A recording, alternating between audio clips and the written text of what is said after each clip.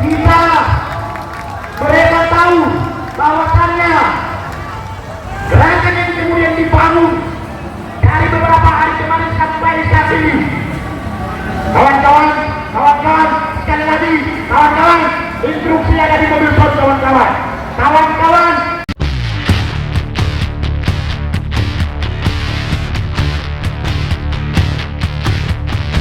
Yang saat ini digelar di depan Gedung Merah Putih Komisi Pemberantasan Korupsi, berangkat dari satu peristiwa hukum yang kemudian hari ini dari beberapa hari kemarin KPK diserang habis-habisan oleh gerakan yang kemudian dibangun oleh sekelompok pemuda terkait tentang status kasus yang diproses hari ini menjadi pertanyaan besar masyarakat Indonesia, di mana kepastian hukum terkait tentang bagaimana supremasi penegakan hukum di negara Indonesia yang kita cintai ini.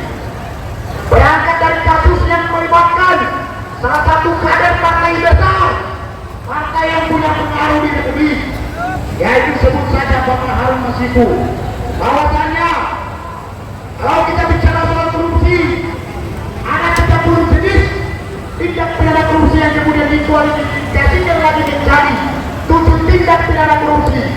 Salah satunya bicara soal tentang kasus yang saat ini terjadi yang namanya suap yang dilaksanakan oleh salah satu oknum yang pernah diproses oleh KPK sempat ditetapkan sebagai tersangka di tahun 2020 kemarin. Bahwasannya status tersangka Harun Masiku merupakan sebuah kepastian daripada implementasi penegakan hukum di Indonesia.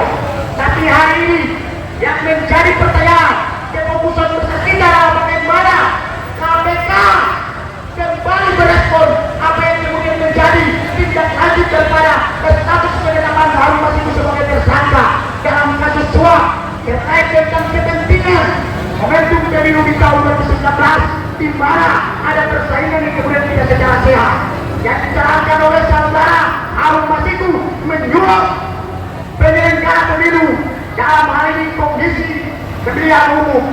Pada saat itu ada bukti yang kemudian ditunjukkan oleh pihak penegakan hukum sehingga tepatnya tahun 2020 status tersangka yang diberikan secara sah melalui undang-undang di mana Harun Masiku sebagai tersangka dalam kasus suap.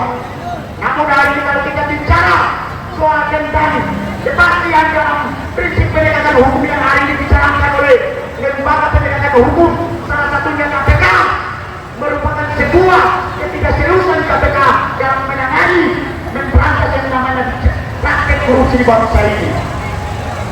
Sekali lagi, kalau kita bicara soal tentang hadirnya lembaga yang saat ini kita kenal Komisi Pemberantasan Korupsi, pada saat itu negara ini berhadapan dengan berbagai macam praktek KKN yang semakin membias di kehidupan masyarakat Indonesia.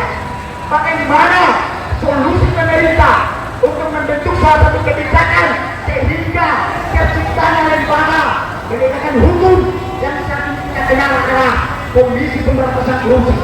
Substansinya cuma satu, kawan-kawan. Bagaimana lembaga ini kemudian hadir untuk memberantas yang namanya praktek KKN di bangsa ini, kolusi, korupsi dan nepotisme. Dari sini kita tahu bahwasannya kalau yang kemudian hari ini menjadi misteri di kalangan masyarakat terkait tentang apa, kawan-kawan, terkait tentang tindak lanjut daripada pihak penegakan hukum dalam memberikan status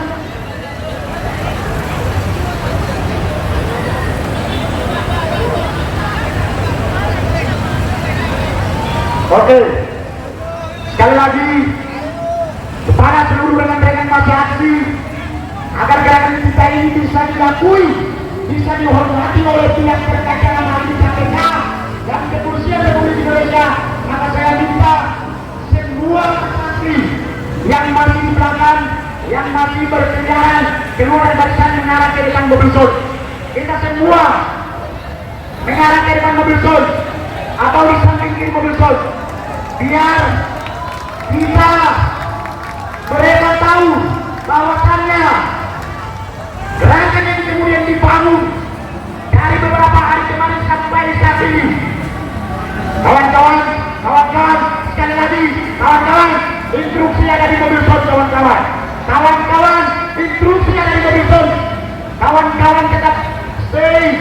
boleh melakukan kata maaf.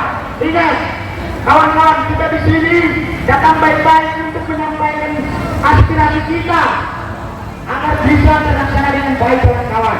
Karena ini merupakan suatu aksi damai di mana ini bentuk daripada instrumen undang-undang dalam menilai yang namanya aspirasi rakyat, kawan-kawan.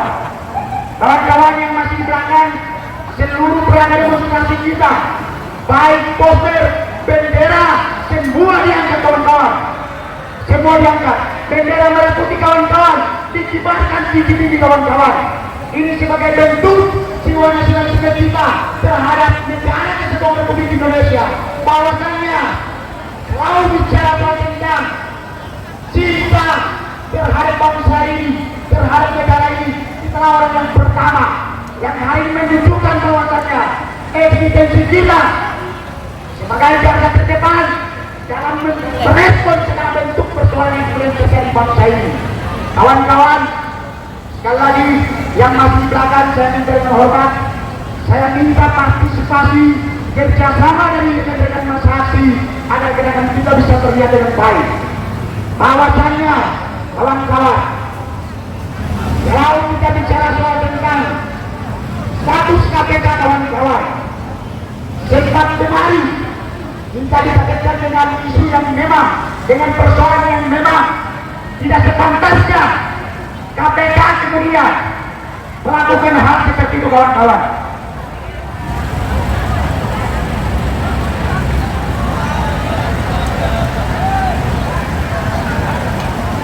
Bahwasannya kemarin hampir sebagian besar masyarakat Indonesia dari Sabang sampai Merauke kemudian tidak percaya dengan kinerja KPK.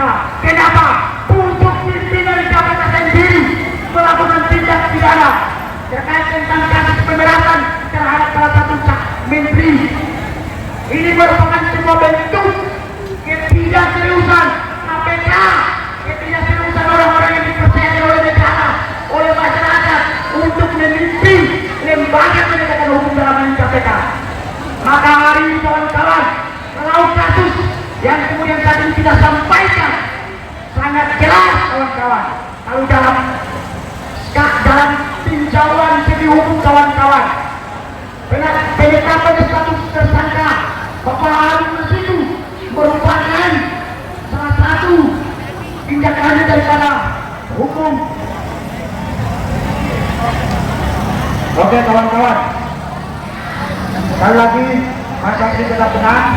Mungkin di orasi singkat saya pada hari ini kurang dan lebihnya ketika saya ada menyampaikan sedikit kata maupun kalimat yang sedikit menyinggung Bapak Ibu sekalian yang pada saat ini hadir, saya minta maaf.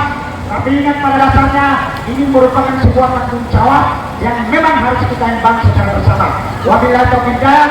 Wassalamualaikum warahmatullahi wabarakatuh.